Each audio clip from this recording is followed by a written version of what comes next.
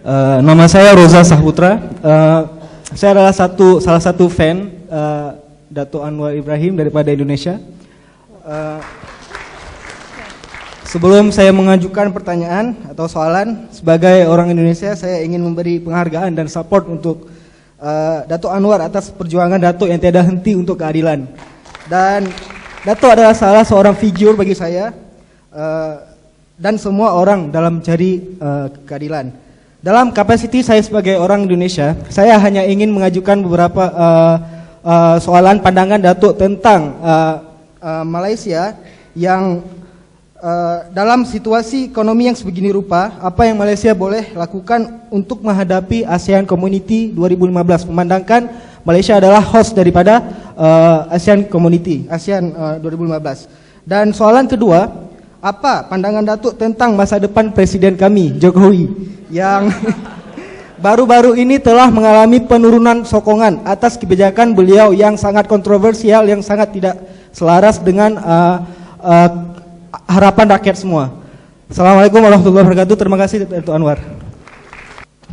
Indonesia, terima kasih Pak. Ini ada dukungan dari sana. Dan saya juga terkesan kerana sementara network sosial saya dari Facebook, Instagram dan Twitter, blog itu dapat dukungan yang ramai dari anak-anak Malaysia, tetapi dukungan dan anak-anak dari Indonesia itu juga lumayan. Ya, mereka ikuti dengan begitu baik.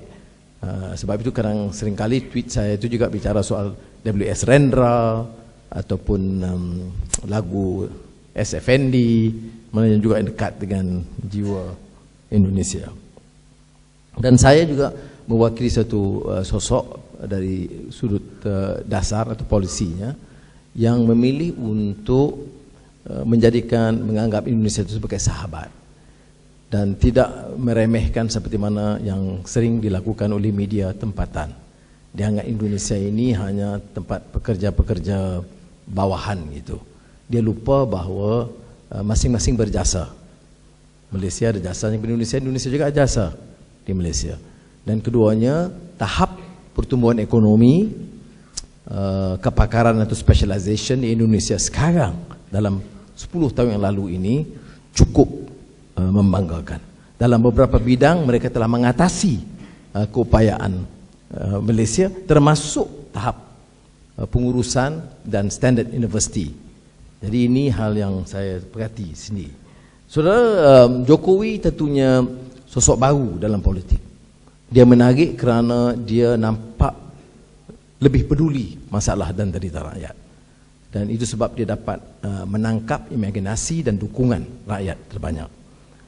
Tetapi tentunya saya punya pandangan, tidak semua yang saya dukung. Dia juga presiden, tapi ketua partai masih Megawati. Saya enggak tahu tentang isu domestik kepartian yang dalaman. Namun beberapa kebijakannya kalau saya itu tentunya lain. Umpamanya di antara langkah pertama yang dilakukan ialah untuk menaikkan harga minyak. Betul, Indonesia tidak sama Malaysia. Malaysia net exporter, Indonesia net importer.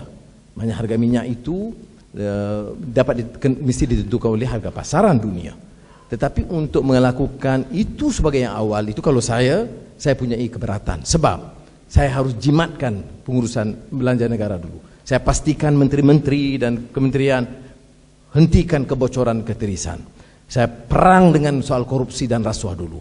Kalau ini semua dilakukan, maka kalau dilihat ada keperluan, maka mungkin kita pertimbangkan soal harga minyak. Kita tidak boleh mula dengan mengadakan apa-apa juga kebijakan ekonomi yang mendera rakyat atau yang dilihat atau persepsinya mendera rakyat. Dari sudut itu tentunya saya berbeda pandangan. Tapi walau bagaimanapun kita mendoakan dia berjaya, terutama kerana ternyata kepeduliannya dan striknya tentang menangani isu korupsi. Soal ASEAN Community 2015 ini tidak mudah kerana Malaysia akan mempengurusikan dalam keadaan kemelut ekonomi yang menekan. Jadi tidak mudah kita bicara soalnya regional. Kalau saya punya ruang untuk menasihat kerajaan, Saya bilang, saya akan tekankan bahawa yang utama ialah mengurus domestik ekonomi dengan begitu baik. Ya, kemudian memberikan contoh yang baik. Apa dia prinsip ASEAN? Termasuk kebebasan, termasuk hak asasi, termasuk ekonomi bebas. Tapi ada masalah kita.